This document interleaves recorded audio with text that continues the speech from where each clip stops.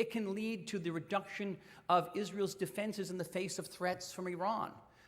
Why defend a country that is so deeply poisoned by imperialism and racism? Why defend it against a third world leader, a developing world leaders like those in Tehran? And as well, that de-Islamization can erode support for Israel in its most crucial ally, the United States. Perhaps the most existential threat that Israel faces is, again, an internal threat. It is the reduction, erosion of the Zionist ethos in the state of Israel. And why do I say that this is the direst threat that Israel faces? This is the direst threat that Israel faces because this is the threat that undermines our ability to grapple with all the other threats. And by the erosion of Zionist ethos, I mean that the reduction of the sense of voluntarism and collectivism, self-sacrifice, that characterized Israel throughout the first decades of its existence. It was that sense of mission, of dedication of the Israelis, which in 1967, and Josh, I can recommend another good book about this, which in 1967 impelled 83% of Israeli reservists to show up for duty in June and to go off and defend and fight for their country. And many people will say that this has disappeared in Israel today. Today, Israel doesn't have that sense of commitment, that sense of collectivism, that sense of sacrifice. And given the nature of our neighborhood, given the existential threats we face, without that sense of commitment on the part of Israelis, particularly among young Israelis, Israel will face an existential threat. How then are we dealing with all this? How do we get up in the morning and send our kids off to school and go off to work as if everything is just fine when we are facing so many different and dire threats to our national existence? Well, the fact of the matter is that we are, in many ways, facing up to these threats. We are facing up to the terror threat. You know, back in 2000, when those generals told the government that Israel did not have a response to terror, they were wrong. In fact, the Israeli Defense Forces devised ingenious ways of dealing with the suicide bomber threats. We had commando groups who coordinated closely with intelligence units.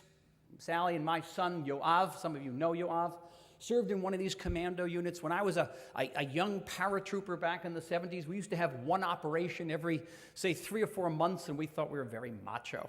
But Yoav's unit in 2001, 2002, 2003 was doing 1 or 2 operations every single night. Every single night. He was eventually wounded in one of these operations just before his discharge. He's fine now. He's running around New York studying Chinese.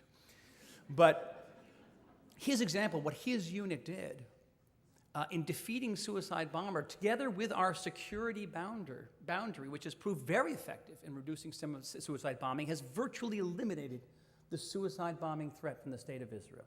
Rockets, we're still having problems with rockets. We are having problems with rockets. We haven't quite devised that 21st century answer to the rocket threat. But I must tell you, I'll tell you someone who served in the Lebanon War in 2006 as well, and there were many shortcomings evinced during that war by the IDF. I think we may have been a little bit harsh on ourselves in retrospect. The fact of the matter is, during the recent fighting in Gaza, Hezbollah made a lot of noise, but they didn't shoot at us. We managed to deter them. And we've managed to deter Hamas as well. For all their parading and all their declarations of victory, rocket fire has fallen off drastically from Gaza as well. And moreover, we are investing heavily in technology that will eliminate the rocket threat. Just last week, we put up a system that combines laser guidance with Vulcan machine guns. They fire about 10,000 rounds of 50 caliber bullets that will simply pepper an entire area of the sky and take down these rockets. And we're developing even more advanced technology, the Iron Dome system, which also combines laser surveillance with anti-ballistic missiles, is scheduled to be up and running by 2010. And believe me, the terrorists will come up with some other way of threatening us existentially. The state of Israel, though, will not succumb to terror.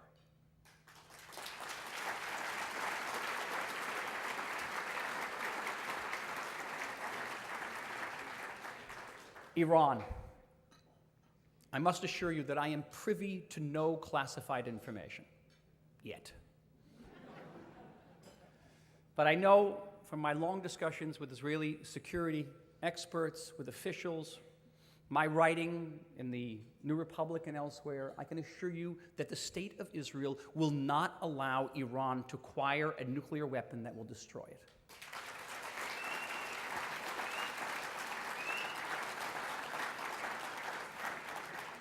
This is a country that tears its heart and soul out over the fate of a single soldier, Gilad Shalit, who remains in captivity in Gaza. Do you think that this country is going to let people who have sworn to wipe it off the map kill 6 million Jews in as many as 6 seconds? It's just not going to happen. How we can prevent it? In many ways, without going too much into detail.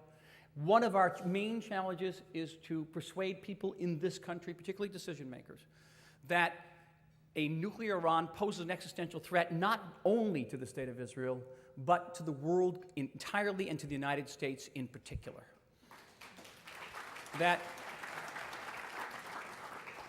if Israel's borders are permeable, then American borders are porous, and that the Iranians who have developed missiles that can deliver their warheads into Central Europe, into Paris, in a few years will develop missiles that can bring them into this city as well. Extremely important. We will not allow Iran to nuclearize. The delegitimization of the state. It's an extremely thorny problem. And yet there, too, much has been done in recent years to combat the attempts to deprive Israel of its credibility and legitimacy on campuses. And there has been a tremendous movement to create Israel studies program, particularly in this country, in Israel as well. Many generous Americans have stepped forth, some of them in this room, but I won't single them out, who have contributed to creating these Israel studies programs at America's leading universities and have begun to turn the tide against the wave of anti-Israel and anti-Zionism sentiment and teaching on American campuses. That's why I'm at Georgetown this year as a result of one of those grants a couple years ago at Yale, Harvard, all through this generosity. In Israel itself, there are movements that are training young people in public diplomacy. In the Army for the last 2 years, I was involved with a high-level task force that was revolutionizing the way that the IDF deals with the media. One of the proposals that we tabled was that IDF field units, infantry, paratroopers, be equipped with robust field cameras that would broadcast images directly from the battlefield to YouTube. Some of you opened your YouTube during the Gaza operation, and you saw the most clicked on website on the entire web in YouTube were direct images from the battlefield taken by our soldiers. Now, of course, millions of people are still getting their information from the New York Times and the Washington Post, but many more millions of people, particularly young people, are getting their information off of those websites.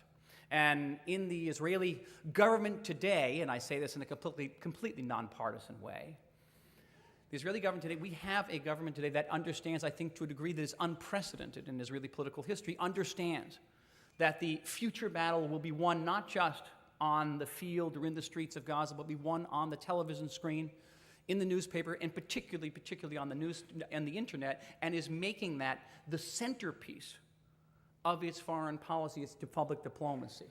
And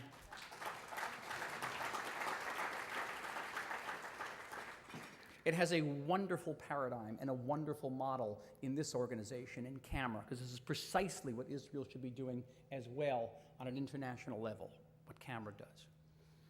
Israel facing up to all these existential threats, and believe me, I've run out of time. I could go on. I could talk about the ecological threat, the fact that we have no water. There's a good one. That 7 million people live in the state of Israel today, and our water needs go up 4% every year. The Sea of Galilee's gone down the absolute red line.